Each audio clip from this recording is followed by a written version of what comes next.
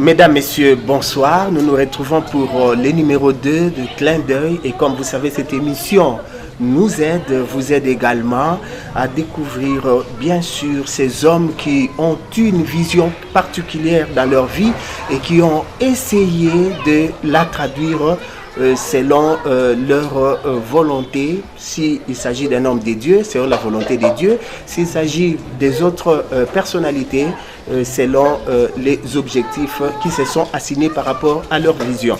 Et donc pour aujourd'hui, vous allez découvrir un homme de Dieu. Vous le connaissez certainement. Si vous ne le connaissez pas, c'est encore mieux pour vous parce qu'aujourd'hui, vous allez le découvrir, le connaître et connaître son ministère.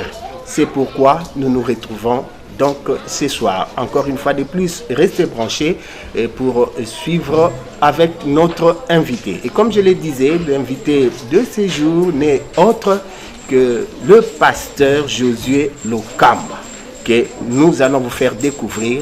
Eh bien, il a un ministère, il a une vision et il essaye, avec la grâce de Dieu, il vous le dira, de traduire cette vision.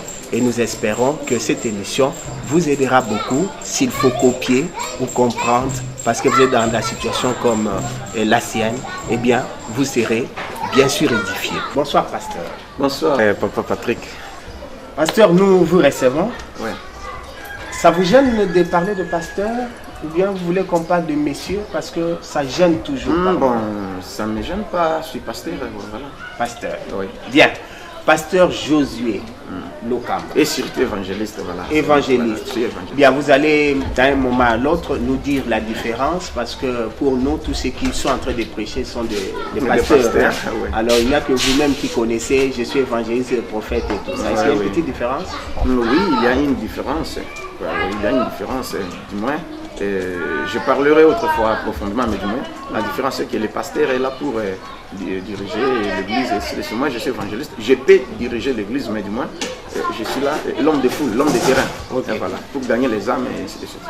Bien, nous vous retrouvons comme responsable d'un ministère. Quel est le nom de votre ministère? Merci beaucoup. Le nom de mon ministère, c'est MEMA, en sigle. MEMA qui veut dire la mission évangélique Maranatha. Maranatha qui veut dire Jésus revient.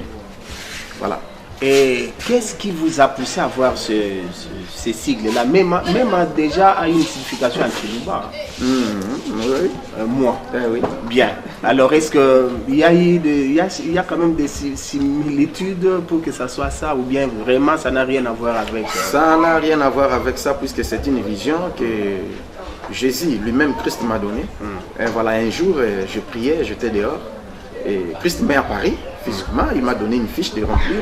Je ne savais pas, j'ai rempli la fiche. Il me dit signer, j'ai signé, il me dit va ouvrir une église.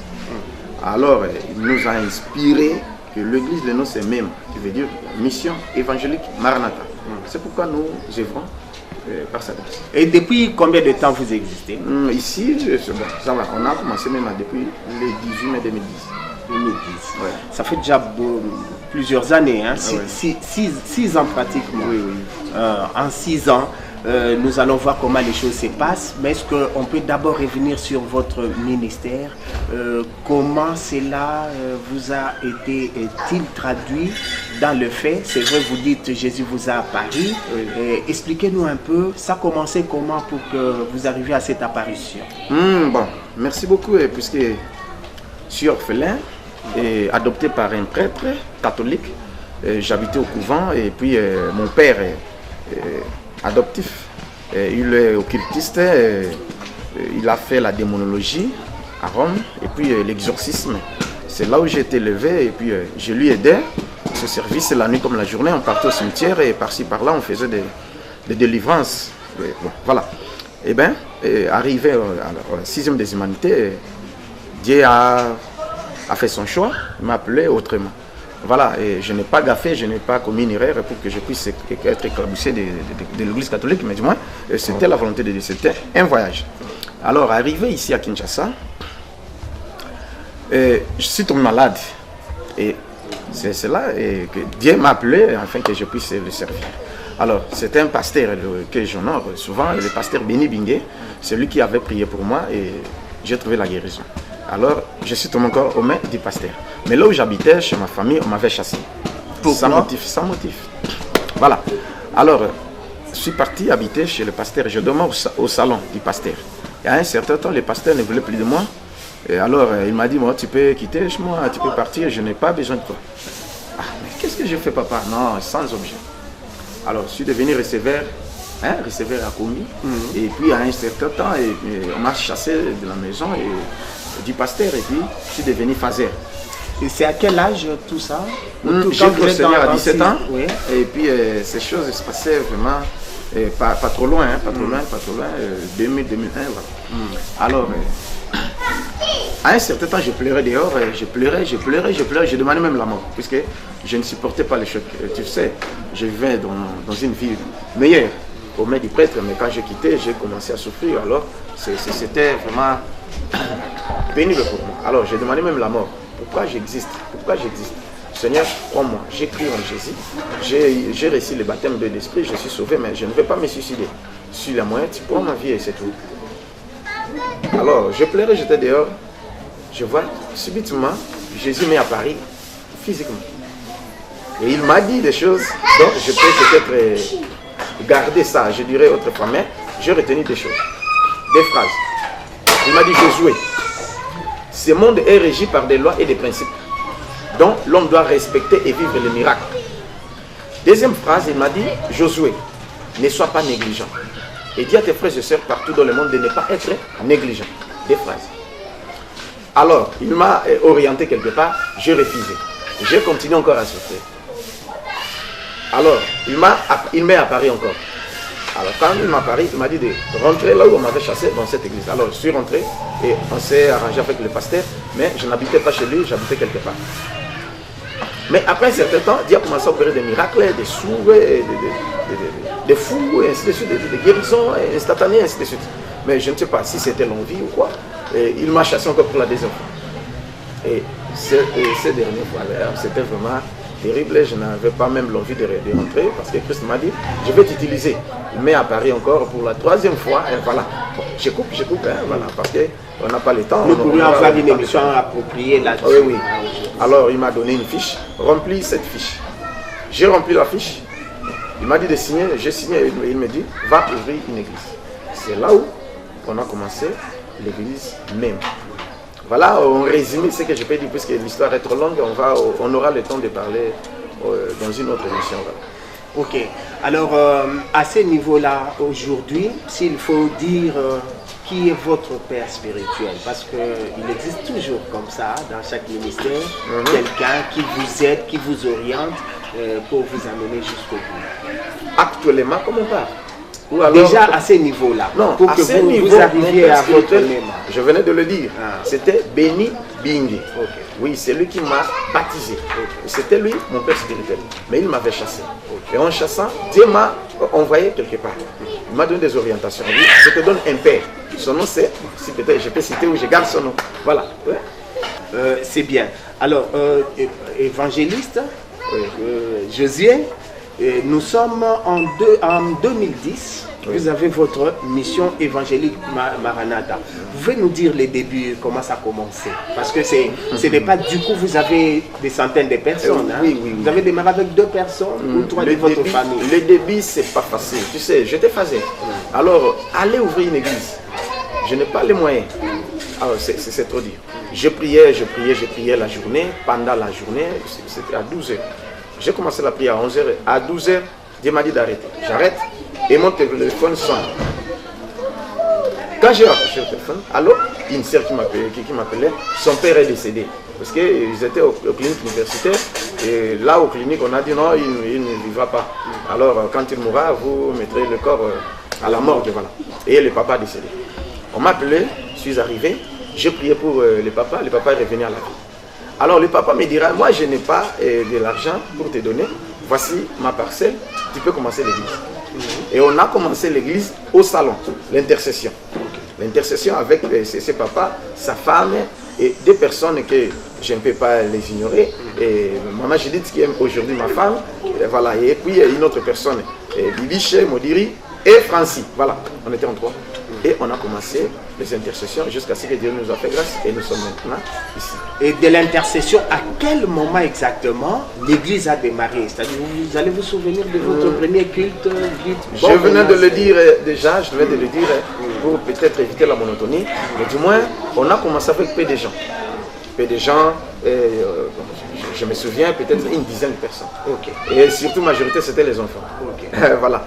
Et on a commencé, que c'est pénible, il n'y a pas d'argent, il n'y a pas de quoi, mais Dieu a pourvu quand même. Et aujourd'hui, nous sommes vraiment dans la joie et Christ nous a visités. Dans la joie, qu'est-ce qui vous fait dire que vous devez être dans la joie? C'est-à-dire, c'est un bilan que vous avez. Ces bilans-là, comment vous les situez? Je peux les situer puisque on avait commencé dans le faible commencement, et bien qu'on n'a pas négligé, j'ai obéi aux instructions divines que Christ m'a données. Mais si je dis je suis dans la joie parce que je suis comblé de grâce du Seigneur. Et puis je vois des miracles, des gens viennent par-ci par-là, de l'Europe, des États-Unis, de l'Océanie, même ici à Kinshasa, ils viennent et ils témoignent ce que Dieu a fait pour eux. Et voilà, j'avance encore par la grâce de Dieu. Ok, très bien. Maintenant, vous êtes bien organisé sûrement parce que l'Église a toujours une structuration. Est-ce qu'on peut savoir? Parce que pour la plupart, le visionnaire, c'est lui-même le numéro 1. Et puis bon, le numéro 2, le numéro 3, ils sont où et qu'est-ce qu'ils font? Bien sûr, le chef de cette Église, c'est Christ. D'abord, c'est lui le chef de l'église. Après lui, c'est moi. Il m'a mandaté pour diriger cette église. Et après moi, j'ai mes deux assistants. Et mes deux assistants qui sont là, peut-être ils sont peut-être sortis. J'ai des assistants. Après des assistants, nous trouvons le collège des anciens et des serviteurs. Et après, le modérateur et ainsi de suite, le protocole, et ainsi de suite. C'est comme ça que nous sommes structurés.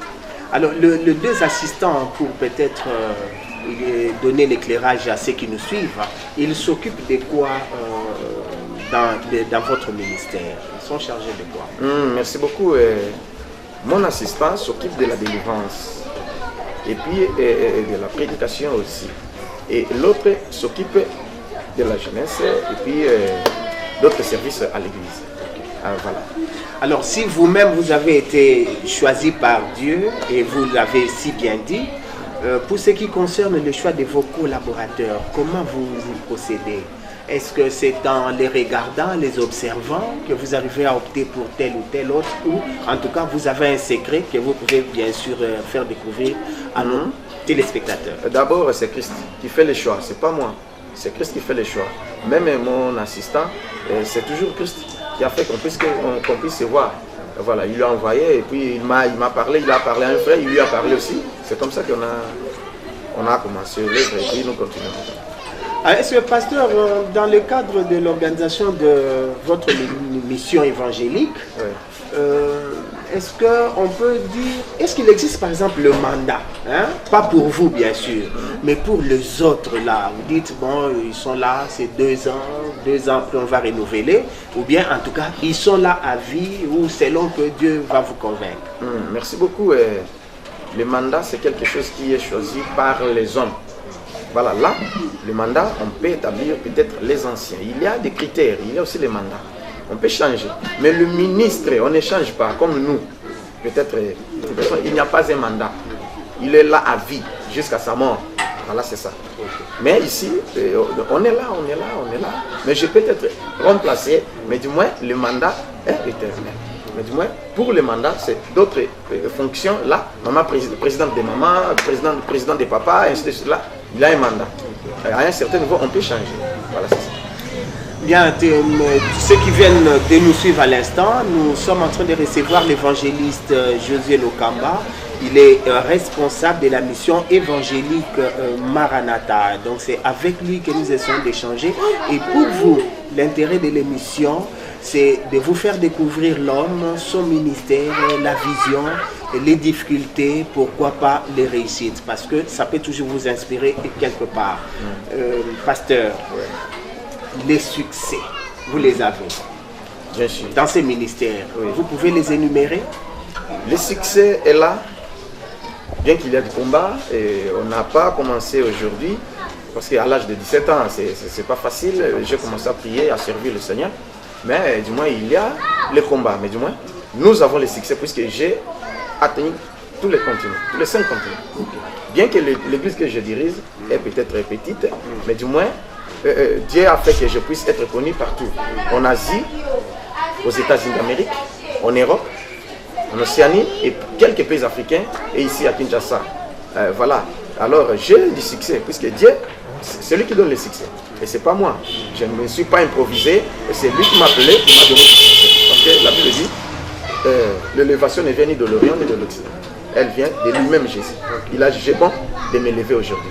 Je ne vais pas me glorifier. Ok, très bien. Alors, mais aujourd'hui, vous avez commencé à 5, à 6, vous l'avez dit, c'était pénible. Oui. Aujourd'hui, vous comptez combien, même si vous dites que vous êtes encore une petite église, vous avez combien de membres? Plus de 500. Ah, ici, sur place. Ici, alors, est-ce que, tel que c'est organisé, on peut connaître, vous avez des cellules ou bien tout le monde est concentré ici sur place? On n'a pas encore de cellules. D'ici là, nous allons commencer à ouvrir des cellules, puisque nous marchons, qu'est-ce que je peux dire, sous l'inspiration divine. Si nous dit, maintenant vous commencez, on commence. Ah, alors, j'allais oublier quelque chose que je voudrais parler. Nous formons des serviteurs. On est presque à la fin. Au mois d'août, on va les consacrer. Et c'est alors, on aura le temps d'ouvrir les cellules et ainsi de suite. Mais pour le moment, on est là. Votre culte, c'est quand comme ça? Nos cultes, normalement, tous les lundis. Tous les lundis, nous commençons pas seulement le culte, mais l'intercession de délivrance et du second souffle. 18h jusqu'à 20h30. Là, tout le monde peut venir et Dieu agit, il délivre ses enfants, il guérit, ainsi de suite. Et mercredi et vendredi, nous avons des cultes de 17h à 19h30. Et puis dimanche, de 9h à 12h30. Et on reçoit les mêmes jours aussi. Alors, on parlait des succès. Les succès ici, ce n'est pas pour se glorifier, mais on veut voir l'action évangélique qui est la vôtre et comment est-ce qu'au fur et à mesure, elle est en train de connaître des succès, c'est-à-dire convaincre les gens, bien sûr, à suivre Jésus. Vous avez parlé de délivrance. Il semble que c'est l'un de vos axes aussi très forts. Dites-nous un peu, aujourd'hui vous avez quelques expériences qui vous ont réellement touché et qui peuvent aujourd'hui toucher aussi les autres, en signe de témoignage. Oui, bien sûr. Il y en a tant de témoignages que peut-être si on aura le temps de mettre, on ne saura pas mettre tous les témoignages. Même moi, j'ai oublié même d'autres témoignages. Parce que même ici, même ailleurs, de loin comme de près, il agit, il guérit les gens. Le sida, 21 ans de sida, et par la prière, seulement au téléphone. Et il est guéri. Et d'autres, peut-être, Dieu me dit, prie pour cette eau, donne-lui à boire. Et il boit et le sida est parti. Il y a des cancers qui sont guéris, et puis des gens, des fous, et des folles, et ainsi de suite. Il y a plusieurs personnes. Il y en a même d'autres personnes. Je priais pour elle, et Dieu lui a apparu, il lui a donné l'argent. Il est devenu maintenant une femme d'affaires et d'autres un homme d'affaires. L'un d'autre à Toronto, même à Toronto. Dieu les a apparus, il leur a donné de l'argent. Ils étaient venus ici pour ouvrir une société. Aujourd'hui, ils sont bénis. Tant de miracles que je n'aurai pas même le temps de parler. Vous suivrez même vous-même dans les témoignages comme ça. Ok. Alors là, c'est vraiment les succès, mais les échecs existent. Bien sûr. Partout où se trouvent les hommes, ça ne peut pas manquer. Oui. Alors, est-ce que vous avez des cas qui vous ont quand même dérangé dans votre ministère? Vous vous êtes dit, bon, en tout cas, c'est quand même compliqué. Oui. Vous pouvez donner quelques illustrations?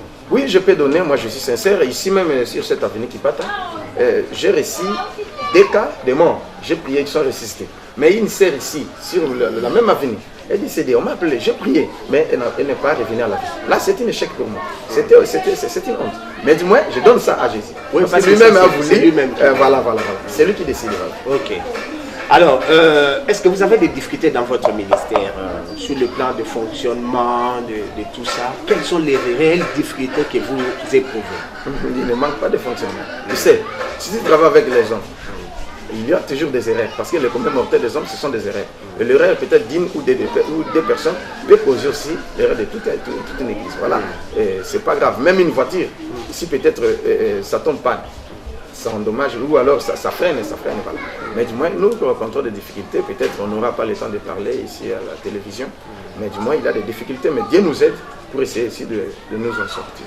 Ok. Alors, si par exemple, il vous était demandé de choisir aujourd'hui entre rester toujours évangéliste avec une église, conduisant une église, ou alors devenir évangéliste, mais dans une entreprise, une société minière et tout ça. Vous direz quoi? Maintenant, je suis dans mon assiette. C'est-à-dire d'être évangéliste.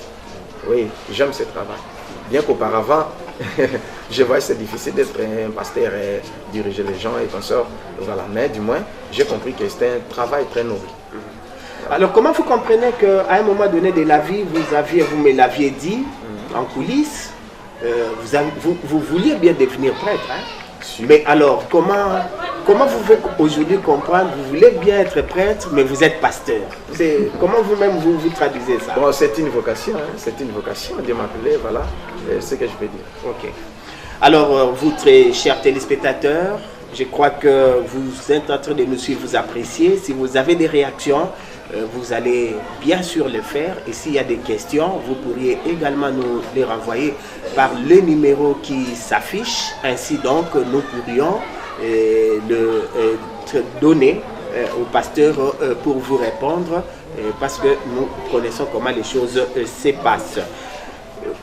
Pasteur, dans votre ministère, il y a la délivrance, il y a tout ce que vous voulez, adoration aussi. Mais d'où vous est venue l'idée du second souffle? Parce que finalement, il y a tellement de second souffle. Pourquoi second? Pourquoi pas premier souffle? Qu'est-ce qui se passe? Merci beaucoup. Second souffle vient du général Sonny Kafuta Rockman, qui est mon père. Alors un jour, j'ai prié à la maison et Dieu lui apparaît pour dire qu'appelle cet enfant, tu vas faire une mission avec lui. Il m'a appelé même.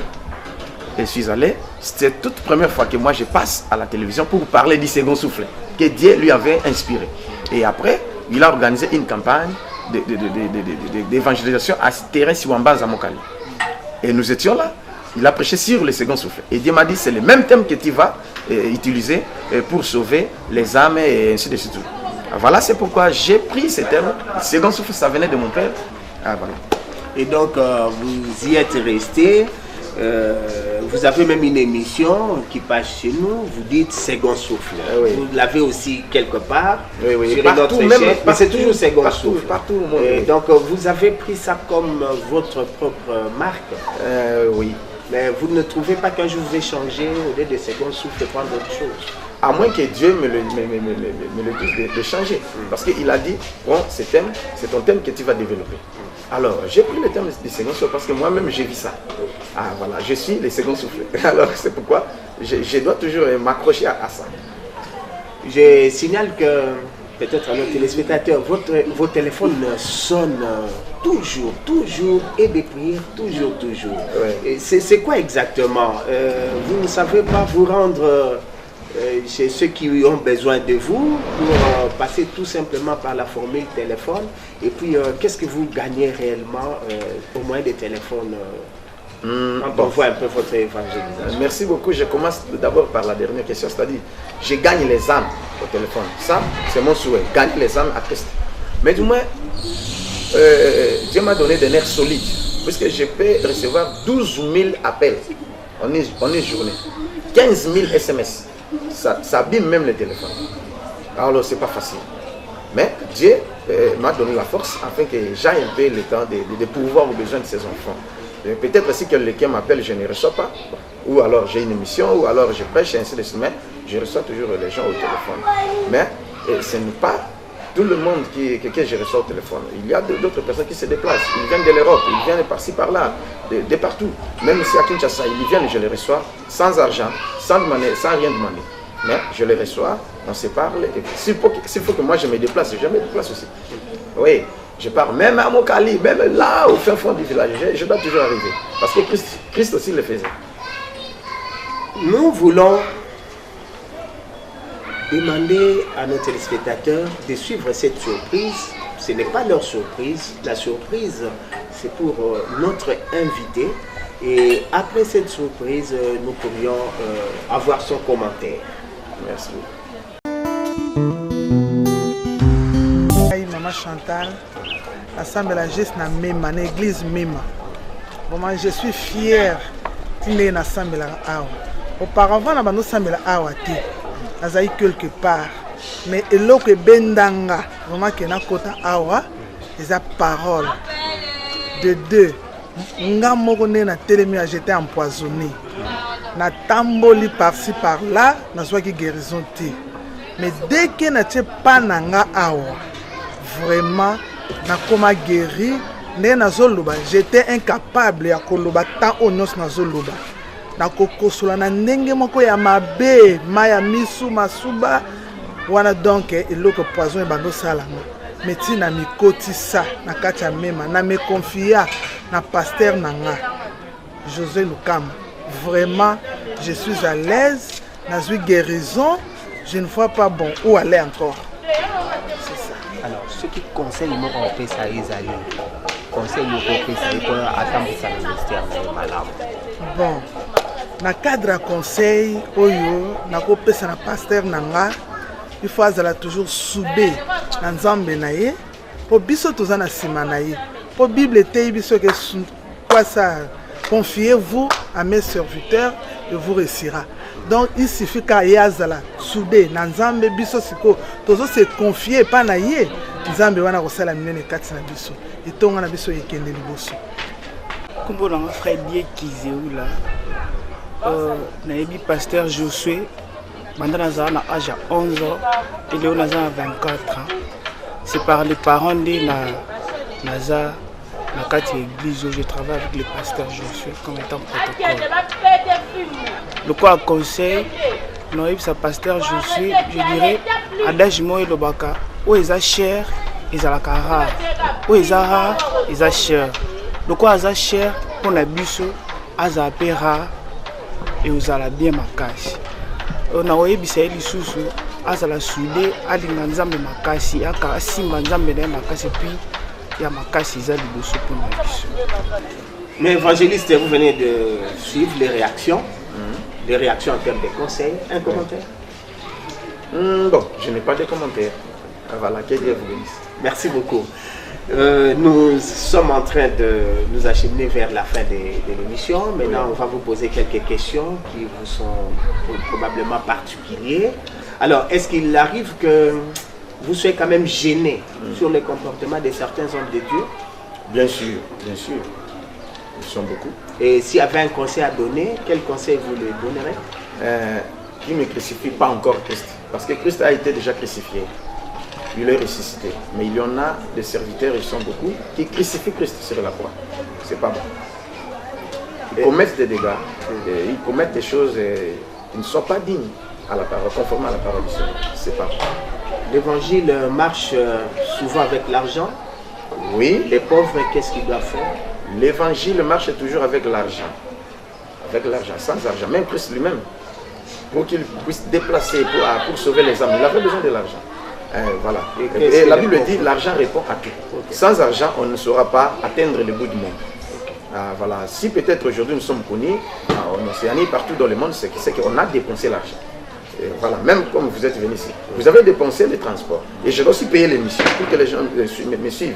Voilà. Il faut qu'il y ait de l'argent afin que les gens soient sauvés ou les âmes soient sauvées. Et les pauvres, qu'est-ce qu'ils peuvent faire s'ils n'ont pas d'argent par rapport à l'évangile? Bon, ils n'ont qu'à demander à Dieu qui donne, voilà, la sémence au sémère. C'est lui qui enrichit, c'est lui qui donne l'argent. Si Dieu t'appelle, il va te donner les moyens afin que les gens soient sauvés. Mais il n'utilise pas la cupidité, ni même l'égoïsme, ni même que dirais-je encore, du vol. Voilà. Parce qu'il y en a d'autres qui sont des voleurs, des manipulateurs, c'est pas bon. Et les hommes de Dieu qui se déchaînent, qui se défoulent en parlant du mal des autres hommes de Dieu, vous avez un commentaire? Je suis indigné de ces comportements. Je trouve qu'il y a l'immaturité chez de tels hommes de Dieu. Tu sais, Christ m'a dit une chose, un véritable commando ne peut pas tourner les canaux vers ses frères. Si nous nous débattons pour une seule cause, pour sauver les âmes, pourquoi moi je dois encore prendre mon arme et te pointer? Là, je suis devenu déjà l'ennemi. Alors, c'est pas bon. Si peut-être, bon, les communs mortels des hommes, ce sont des erreurs.